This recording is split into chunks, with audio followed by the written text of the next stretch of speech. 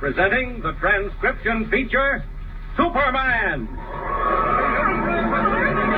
Up in the sky! Look! It's a bird! It's a plane! It's Superman!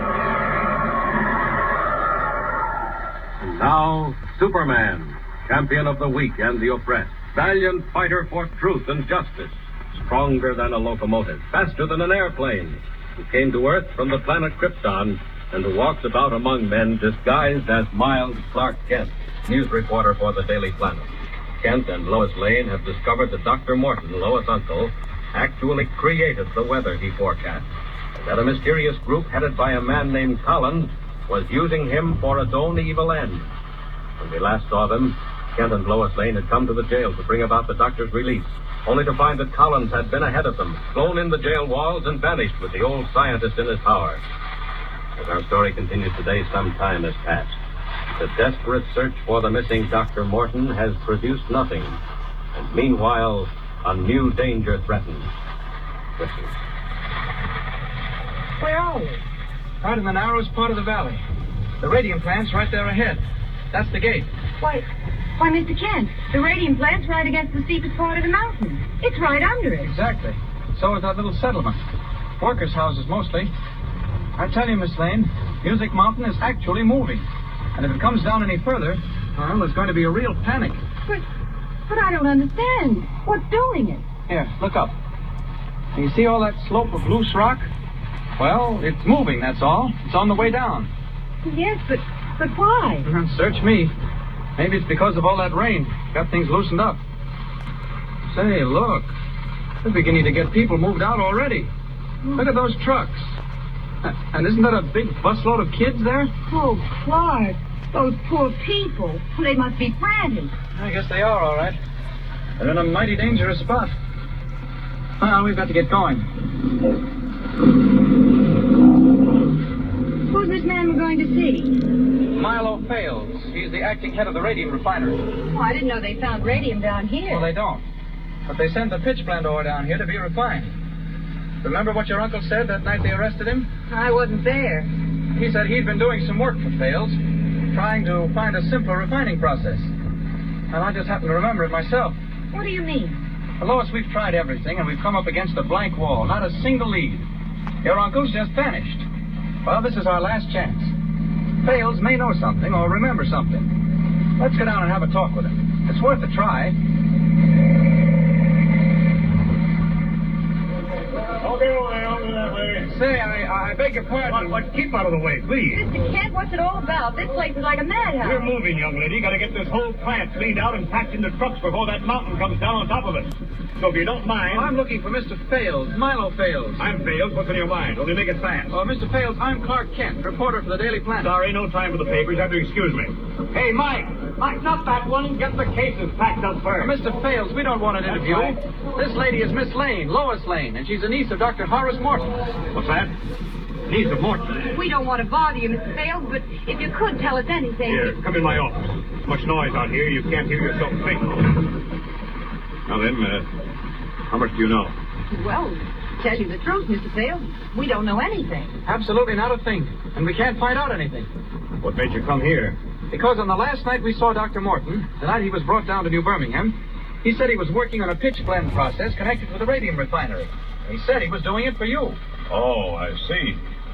That's the way it is, eh? Mr. Kent just remembered it, Mr. Fales, and he thought, rather he hoped, you might possibly be able to shed a little light on what's happened to my uncle. I know it's just a shot in the dark, but believe me, we've tried everything else. That's what brings you here, eh? Well, all I can say is I'm sorry. Oh, you can't tell us a thing? Miss Lane, I only wish I could. You say you haven't any idea at all where your uncle is? Well, Mr. Fales, I don't even know if he's alive. Oh, yes, he's alive. I mean, he must be. But you don't know anything more about him? Mr. Kent, that was the name, wasn't it? Yes. My connection with Dr. Morton was really nothing more than casual. Less than that. He was interested in chemistry. He thought he might be able to help us. Help you how, Mr. Fales? Well, we refine radium. Very difficult process. Over 35 different steps. Dr. Morton thought he might be able to find a simpler process. Radium? Well, that's very valuable, isn't it? Valuable? Look here, young lady. Just look out this window. See those trucks? Yes. What about them? They're piled with pitch blende ore, about a quarter refined. Can you imagine what that stuff is worth, just as it is? The pitch blende ore as it stands on the trucks? As it stands on the trucks, 25 tons of it. Mr. Kent, that stuff is worth, refined down, as it is right now, about $30,000 a ton. Great Scott!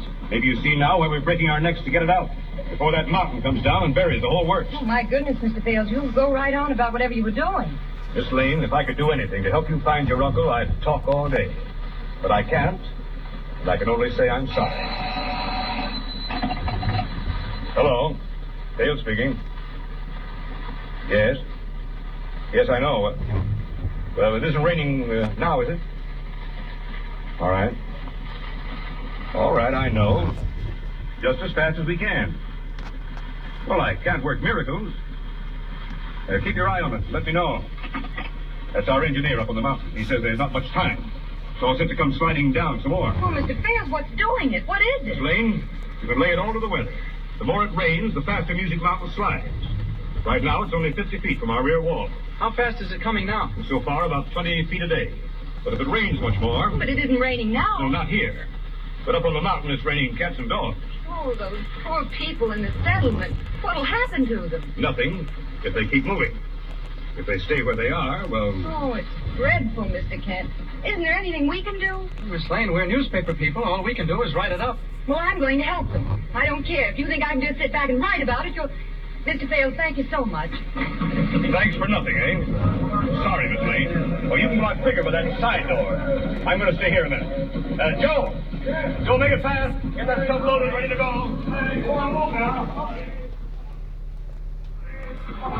Well, I'm sorry, Miss Lane.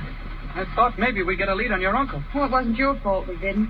Come on, I do want to see what's happening to the poor people who are trying to move. Out of this door, he said. Golly, look at those trucks. That stuff's really worth what he said. Great Scott, Miss Lane, do you realize its value? Over $750,000. What? That black stuff? Right there in front of you. See, if anything happened to it... Well, what's the matter? Why are you standing there like that? Mr. Kent. Lois. Miss Lane, did it seem to you that Mr. Fales, the manager... well, did it strike you that he was worried when we first came in? Worried? Yes. Well, of course he was worried. If the mountain comes down, it'll ruin his refinery. No, I didn't mean that. He was worried about us. And then later on, he seemed to think everything was all right. Worried about us? What do you mean? I don't know. It just flashed on me. Look, will you? Look at those women. Oh, those poor things. Mr. Kent, I'm going down to help them. Come on. No, you go on. I'll stay here a minute. I want to think. Go ahead. Well, what are you going to do? Nothing. Just stand right here. You go on. I'll join you in a minute. I just want to work something out. Clark Kent, I believe you're losing your mind. You're acting perfectly mad. No, go on. Go ahead, please, Miss Lane. See if you can't give those folks a lift. Look at the kids running around in circles. Poor youngsters. Well, call me when you're ready to drive back to supper. All right. Thank heaven she left. Didn't think she'd do it. No, I didn't just think of something, Miss Lane. I heard something with Superman's sensitive hearing. I heard voices. Voices traveling over telephone wires. Wait a minute.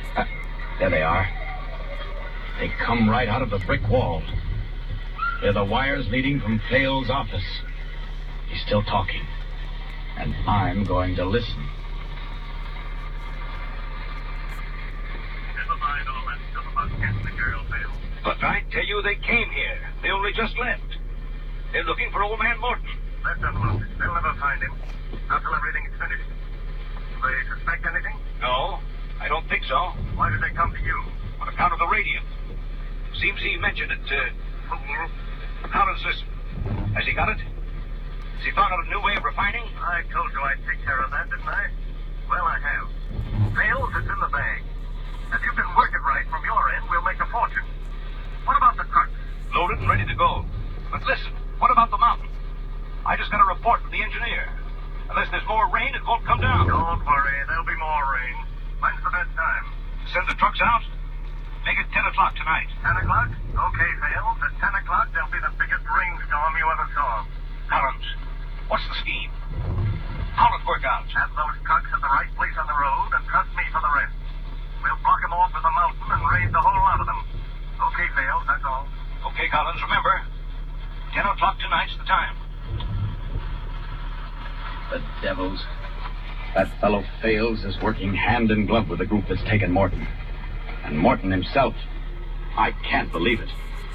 Yet I don't know. Clark Kent, honestly, there is something wrong with you. You look as if you've seen a ghost.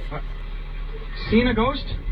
Well, no, not exactly, Lois. I've just been thinking. I've been working things out. Working what things out? Things that are happening. Miss Lane, don't ask me how I know. Just take my word for it. There's a plot on to steal that radium ore and to wreck this whole settlement to make it look plausible this very night. What? Mr. Kent, what? Well, how do you know? It can't be. But it is. And I'll tell you something else, too. Your Uncle Horace, Dr. Morton, is right in the thick of it. Now then, let's figure out what to do. How much can Superman in the person of Clark Kent really tell Lois Lane without giving away his secret? And will she believe what he tells her? And even so, what can they do to prevent the climax fast approaching when Music Mountain comes rolling down on the settlement? Tune in and follow the story of Superman. Up in the sky! Look! It's a bird! It's a plane! It's Superman!